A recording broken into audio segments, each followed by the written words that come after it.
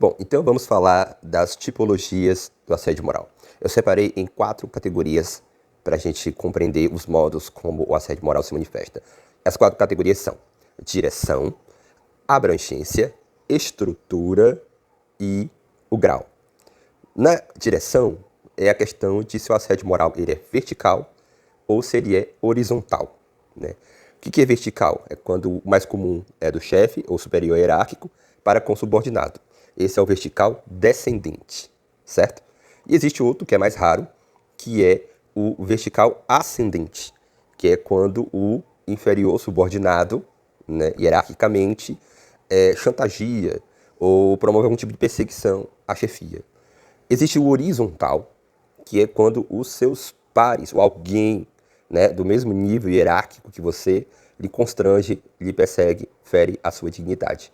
E existe o misto, que pode ser tanto a chefia como os seus subordinados atacando uma pessoa, né? Ou um grupo de subordinados, né, junto com um outro subordinado atacando uma chefia. Então, a gente chama isso de misto, certo? Essa é a primeira categoria, a categoria da direção, de onde vem o assédio. De cima, de baixo, horizontal, ele é misto, ele é praticado de indivíduo para indivíduo. A segunda categoria é a da abrangência. A abrangência pode ser individual ou coletiva. Individual é quando um indivíduo assedia moralmente o outro. Então nós estamos falando aí das relações interpessoais.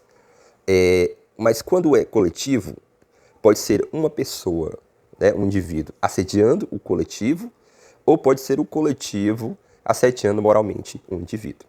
Então, é a questão aí da categoria, vamos dizer assim, da abrangência, no sentido de saber diferenciar se é interpessoal ou se tem uma dimensão coletiva. Em relação à estrutura, e aqui é importante prestar atenção, existem 3 níveis, embora na jurisprudência o nível organizacional e institucional, esses termos ainda estejam usados de maneira sinônima, mas aqui a gente já propõe, né, uma diferença sutil, mas que é importante para o esclarecimento do próprio fenômeno. Vamos lá. Na estrutura, interpessoal é o mais comum. Uma pessoa assedia moralmente outra, né, geralmente alguém com um cargo superior.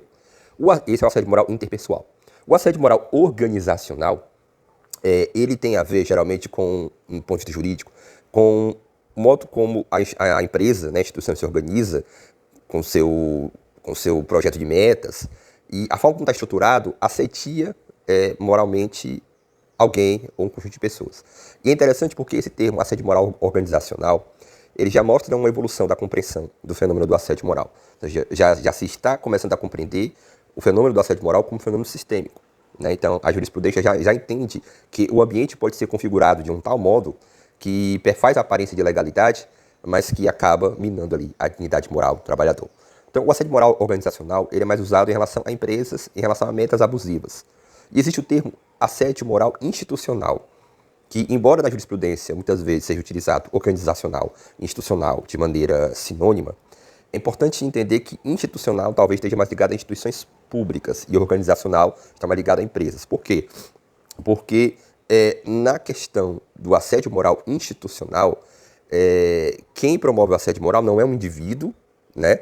Também não são metas abusivas, mas a própria instituição cerceia a defesa, não responde o que a pessoa pede em ouvidoria, faz acusações sem dar o direito ao contraditório, e aí, quando você vai ver, não é uma pessoa que está fazendo isso, é um instituto, é uma instituição, é um órgão, seja gestão escolar, seja conselho escolar, seja superintendência. Então está mais ligado à dimensão do público, né? Quando o elemento que está assediando ele é um instituto, né? Algo instituído, uma instituição, vamos dizer assim, né?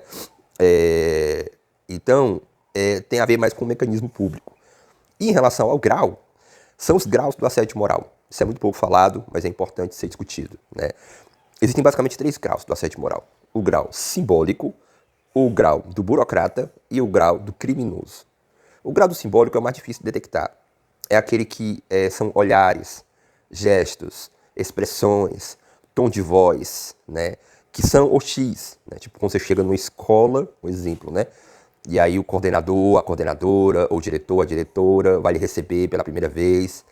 e já olha para você assim: olá, professor, tudo bem com você? É aqui a sala. Aquele olhar que você percebe que é um olhar de desprezo. Muitas vezes você não fez nada, né? Isso é difícil de detectar, você não vai filmar a pessoa para poder provar isso. Então, o assédio moral, quando fica nesse nível, é difícil, mas não é impossível, né? De transformar isso em documentação, com testemunhas, enfim, né? O outro grau, que é o grau burocrata, é um grau de violência onde o assediador moral ele faz algo que não é crime, está dentro da legalidade, mas que ainda assim fere a dignidade das pessoas envolvidas, né? Por exemplo, o coordenador, ou coordenadora, o diretor, ou diretora, que anota em um controle de frequências, que todo mundo tem acesso, os minutos que as pessoas chegam atrasado, né? Isso é ilegal? Não. Mas isso é profundamente constrangedor. Você assinar o seu ponto lá e ver 12, 10 minutos, 5 minutos atrasado, ver de outros colegas, isso, você acaba vendo. Quando, na verdade, esse controle não é ilegal, mas ele poderia ser feito em um dispositivo particular próprio, né? Um caderno do coordenador, da coordenadora, do diretor, sem que ficasse ali para todo mundo ver em um ponto de assinatura diário, né? Então isso é muito constrangedor. É ilegal? Não, mas é constrangedor. Então esse é o assediado moral burocrata. É possível documentá-lo e denunciá-lo? É, mas é um pouco difícil. É preciso ter outras interações reiteradas de forma abusiva, mas ainda é difícil, um pouco, né? Mas não é impossível, tá? O assédio moral, lembrando que ele não é um ato isolado, ele é um conjunto de ações, né? E o criminoso? O criminoso já é aquele que passa todos os limites, é aquele que frauda documento, é aquele que manipula alunos para poder prejudicar o professor, é aquele que comete falsidade ideológica, é aquele que parte pro ilegal mesmo, né? É aquele que parte mesmo pro crime. Né? Então, ou seja, não que o assédio moral seja um crime, infelizmente o assédio moral ainda não é um crime. Precisamos lutar para que ele seja criminalizado, porque ele é um assassinato psicológico, né? Mas os instrumentos do assédio moral muitas vezes podem estar incluídos crimes, né? E é nesse ponto que você tem que escrever ao Ministério Público, que você tem que escrever às autoridades, e uma boa escrita, uma boa fundamentação é, vamos dizer assim, uma boa chance de sucesso de sua petição ir à frente. Eu sou uma experiência viva disso. É por isso que eu escrevo esses textos, esses vídeos, para empoderar, para cada vez mais fortalecer e tornar as vítimas denunciantes qualificados, porque isso vai pressionar os órgãos e as instituições a paulatinamente se reformarem e darem a devida atenção a essa violência invisível, essa violência atroz, esse assassinato psicológico que é o assédio moral. Se você gostou, deixa o like, comenta, compartilha no grupo dos professores, nos grupos do WhatsApp de professores, mesmo que tenham pessoas que não gostem ou se sintam com a carapuça vestida. A próxima aula a gente vai falar sobre a documentação, ainda dentro da questão jurídica.